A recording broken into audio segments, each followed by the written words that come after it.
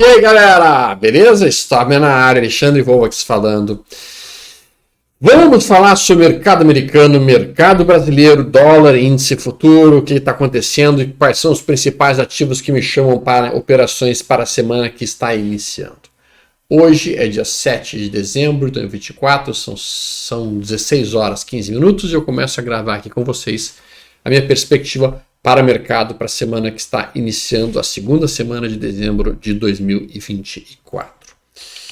Vamos falar um pouquinho primeiro do mercado como um todo, depois a gente entra para as especificidades do mercado americano. Colocamos na tela imediatamente SPY. S&P 500, gráfico diário, segue em tendência de alta, gráfico semanal também em tendência de alta.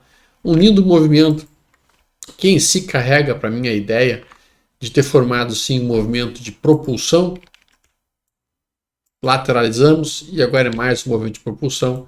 Então eu esperaria pelo menos um alvo aqui no S&P 500 de curtíssimo prazo na região de 637.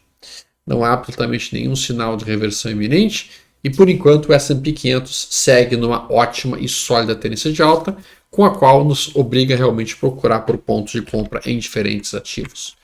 QQQ, por sua vez, nesta semana que passou, terminou de romper o topo histórico e automaticamente agora desenha uma movimentação que o meu objetivo fica sendo na faixa de 610,66. Então o QQQ também ganha força nessa atual movimentação, empurrando o setor de tecnologia para cima. O setor de tecnologia, que por mais impressionante que pareça, não é o setor mais poderoso no mercado americano. A gente tem outros setores que estão movimentando de maneira mais poderosa ainda. Vou colocar aqui na tela para vocês poderem ver. Quando a gente coloca os diferentes setores, imediatamente a gente vê que o setor mais poderoso aqui se chama este aqui, ó, XLC. Então o XLC é o setor mais poderoso de todos nesse momento. Setor de financial é o XLF, o healthcare é esse aqui, o XLC é o setor de telecomunicações, que hoje então é o ativo, o setor mais forte da bolsa nesse momento, e o de tecnologia, que é a Nasdaq XLK, está ali um pouco mais abaixo, como podemos ver. Bom, olhando isso, entendendo isso, então ativos do setor de tecnologia acabam sendo mais poderosos do que outros, do setor de comunicação acabam sendo mais poderosos do que outros, sem dúvida alguma. Bom, vamos olhar o Ibovespa. O Ibovespa esta semana tentou.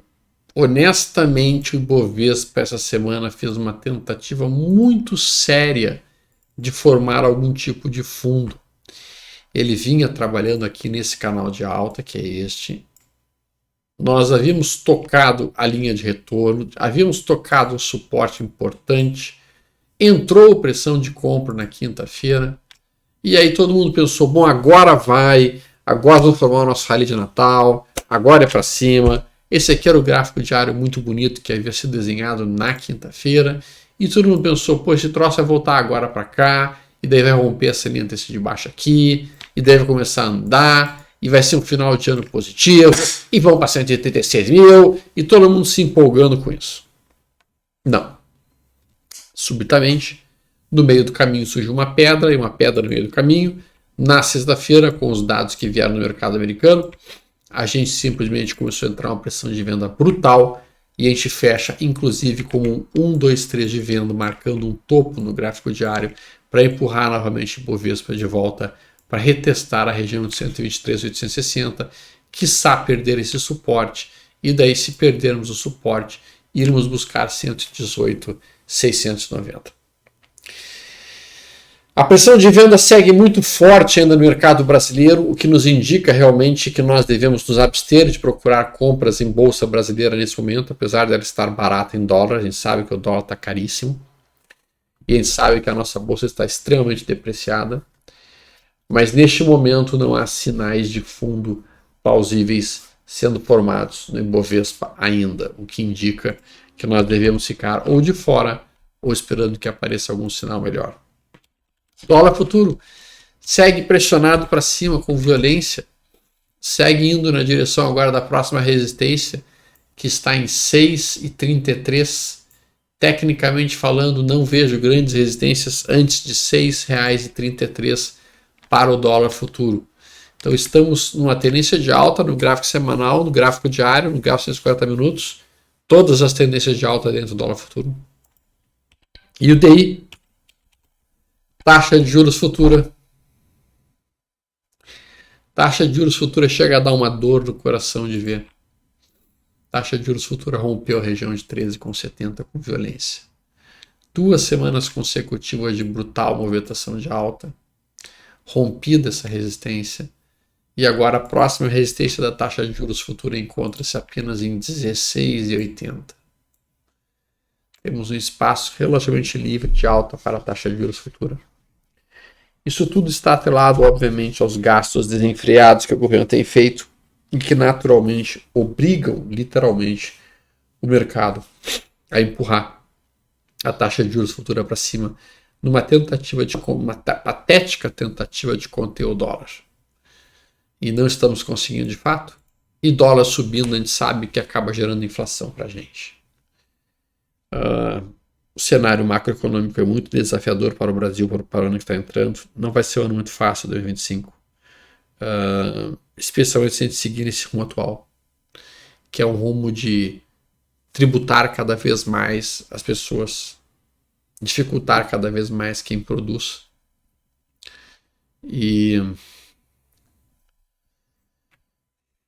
sei lá, é realmente bastante triste de ver o rumo que o país está tomando. Tá? Não é um rumo nem um pouquinho inteligente do ponto de vista macroeconômico.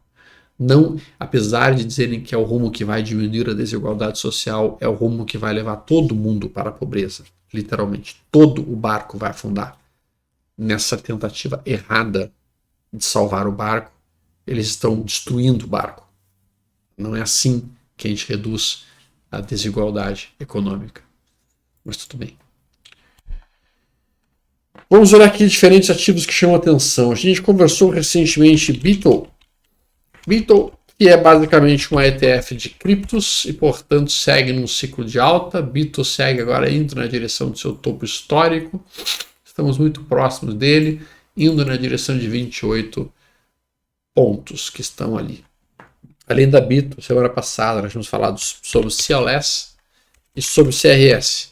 Aqui, vamos botar aqui a CRS primeiro.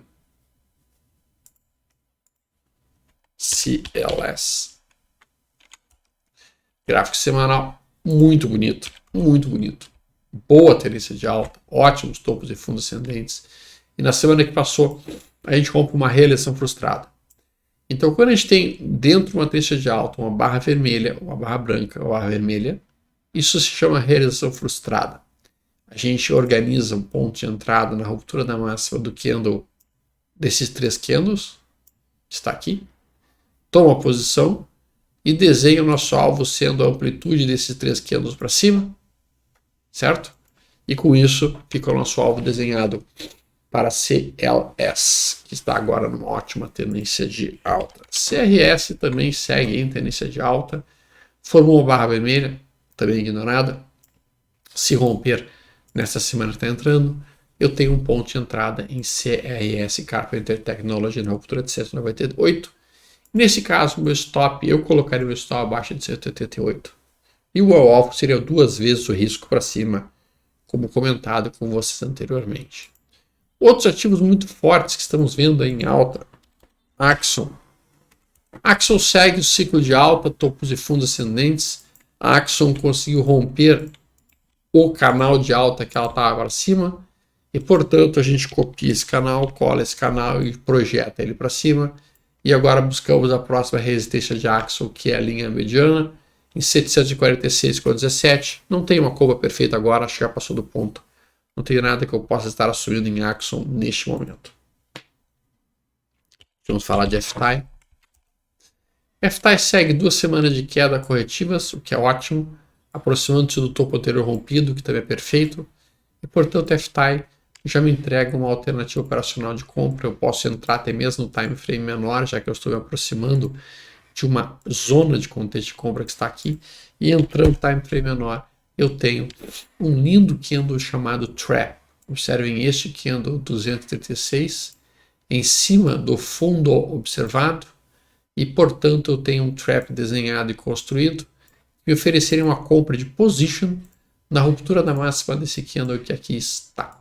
Então, muitas vezes, eu acabo olhando para ver se o papel está próximo de uma zona de suporte do semanal.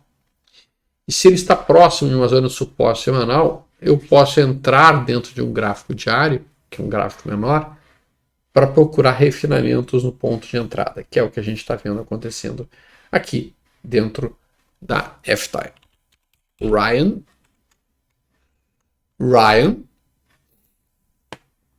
Microsoft. Vamos olhar agora as mais conhecidas. Microsoft. Bom, Microsoft nesse momento segue na direção do seu topo histórico que aqui encontra-se. Rompeu a resistência que tinha na casa de 440. Agora o próximo alvo está em 470. Não tem um ponto de entrada nele nesse momento. Acho que já passou do ponto, tem que esperar. Próximo é tudo. Apple. Bom, Apple, a gente comentou que a Apple estava rompendo seu topo histórico, estava próximo de fazer isso, e a Apple gerou uma belíssima entrada para mim de position. O alvo meu de Apple encontra-se em 310,35. Eu ainda poderia tentar comprar nessa semana que está entrando, sim, de preferência na metade da barra dessa semana que acabou, tentando colocar uma ordem de compra perto de 240 por ali.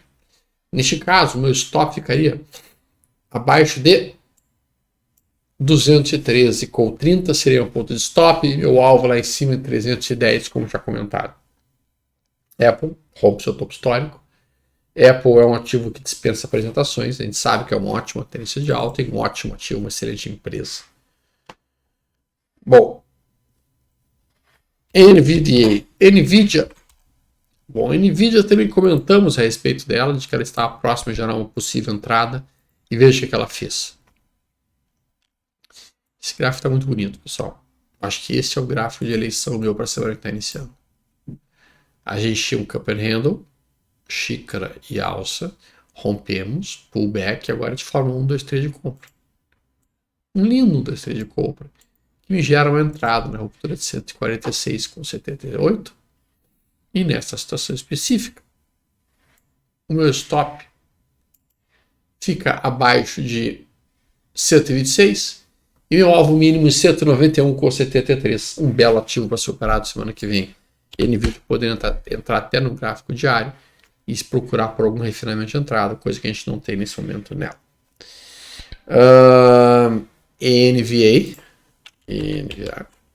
Enova.